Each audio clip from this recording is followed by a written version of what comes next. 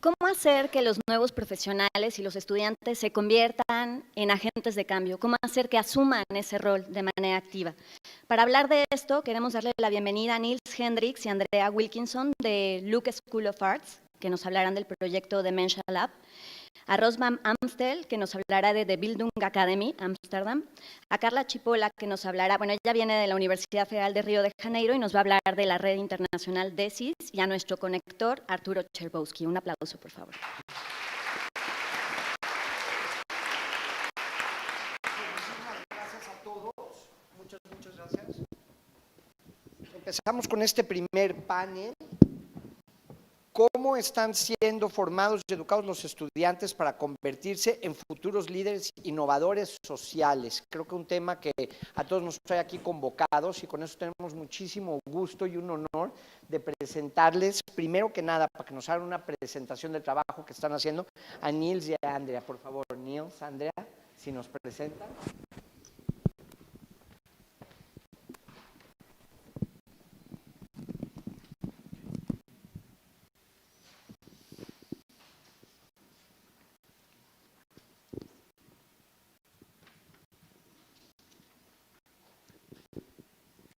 Okay, good morning, and thank you for having us. I'm always happy to come and talk about what I'm passionate about, so that's a great opportunity for having us.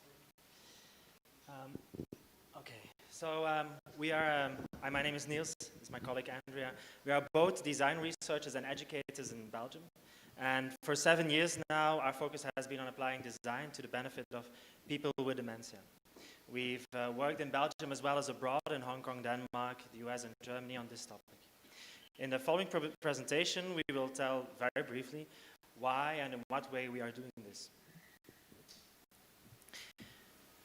The quote you see here is by Finnish design thinker Rami Amase, and it sums up the ideology that drives the work we do. Design is more than only a functional or aesthetic act. In designing, one must recognize that design has an impact on and thus has to be reflective of its surroundings. Our academy, Lucas School of Arts, is located in Genk, a post-industrial town in Belgium, which used to have coal mines until a few years ago a large Ford automobile factory. The sort of industry brought with it high levels of immigration, and it grew from a village of a couple of hundred inhabitants at the beginning of the 20th century to a town of approximately 80,000 inhabitants now. When we say post-industrial, we mean that this form of labor no longer exists. The coal mines closed in the 80s and the Ford factory in 2014. The combination of high immigration and the conflicts that this brings, combined with the closure of two large industries, has had an effect on the local community and the larger region. The town of Genk and the larger region is now faced with a high prevalence of child poverty, in fact the highest in Belgium.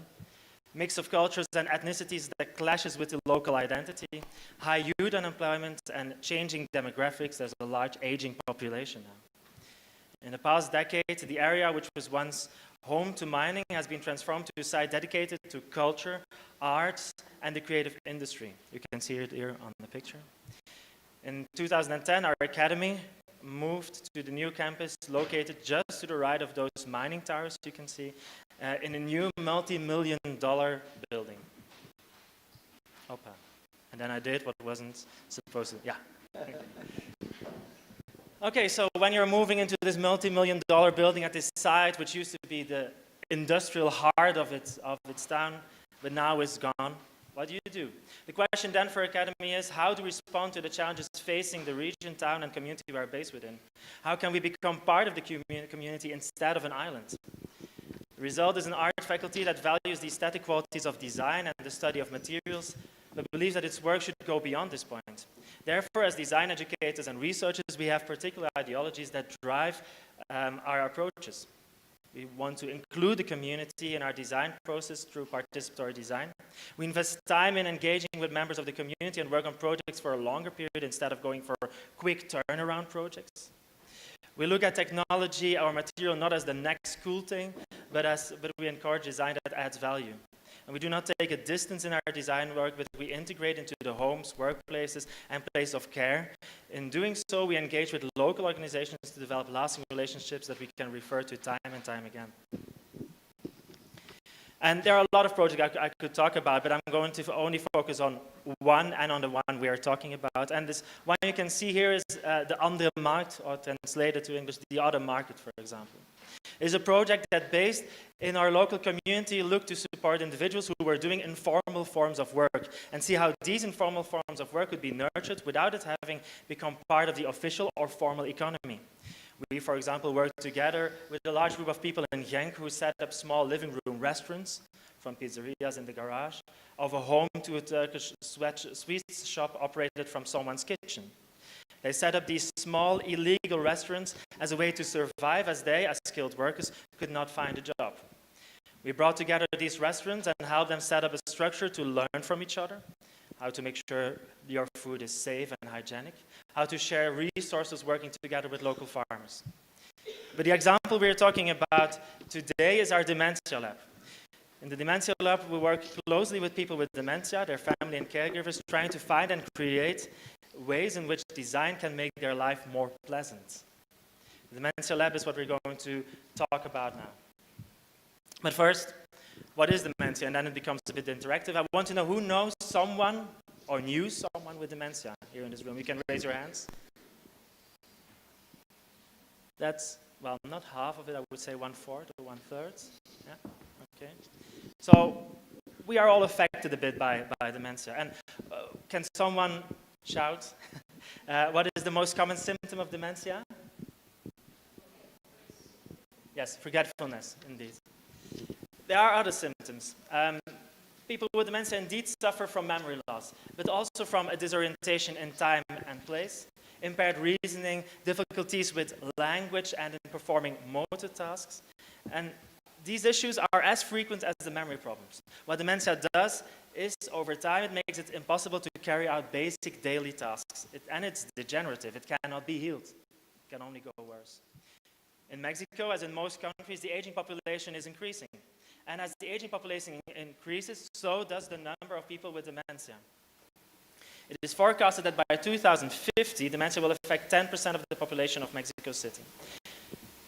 If you look at the Belgian case, it's no different. If you look at Belgian care system, in Belgium, people with advanced stages of dementia no longer live at home. They most often live in care facilities with round-the-clock supervision and nursing staff.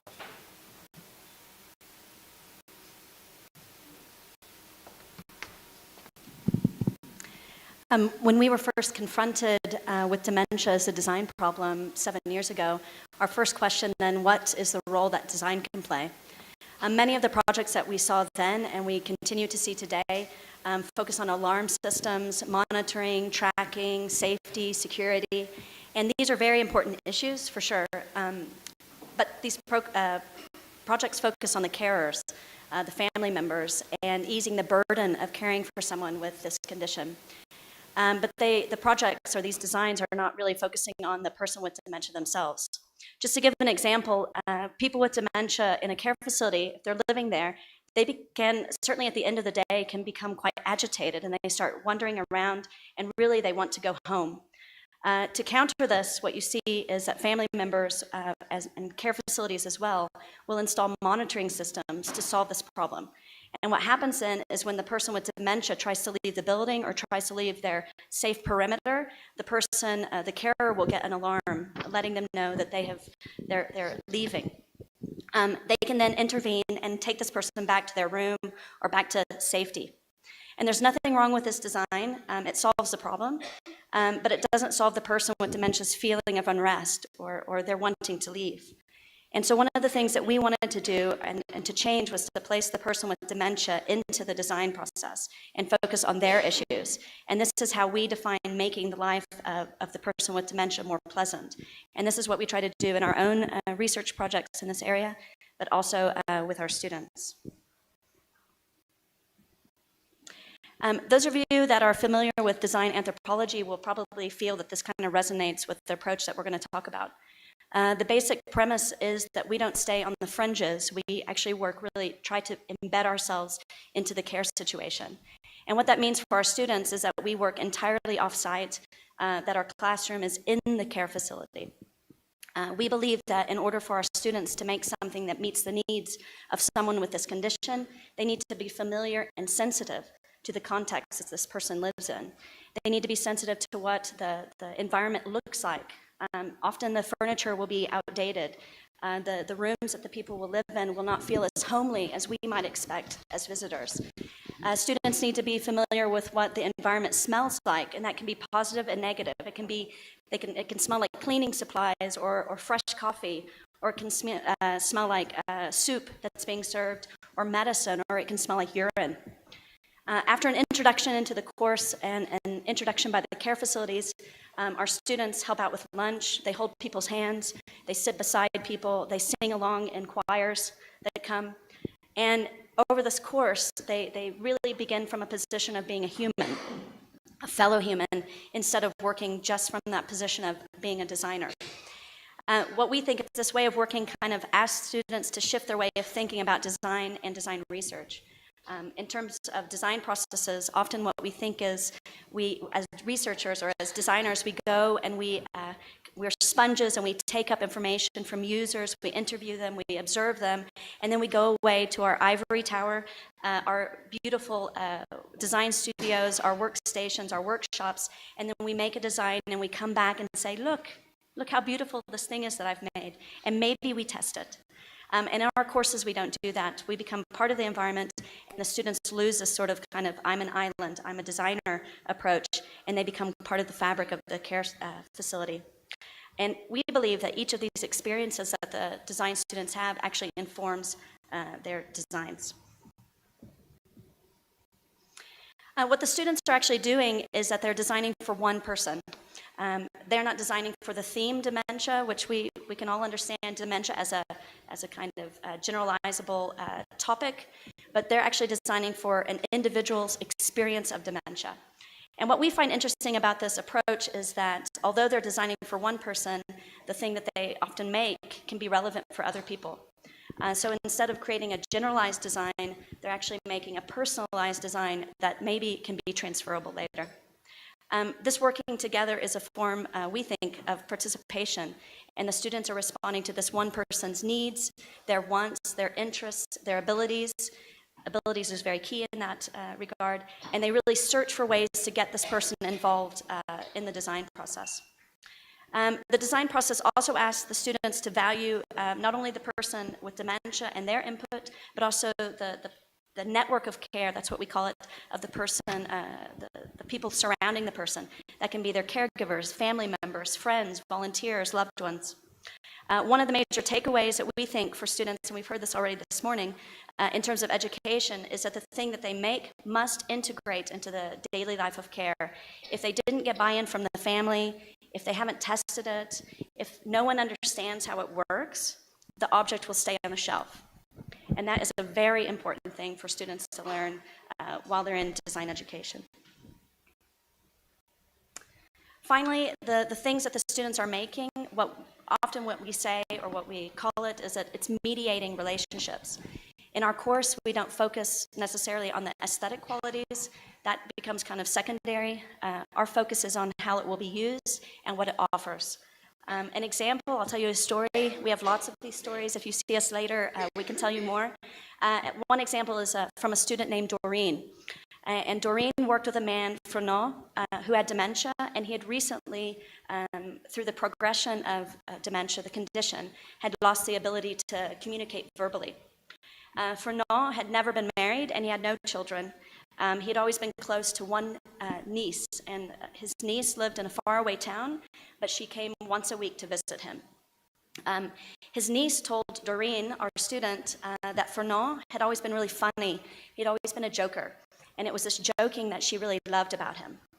But since he had been stopped speaking, she found it really hard to recognize him as this person that she really cared for and loved all these years.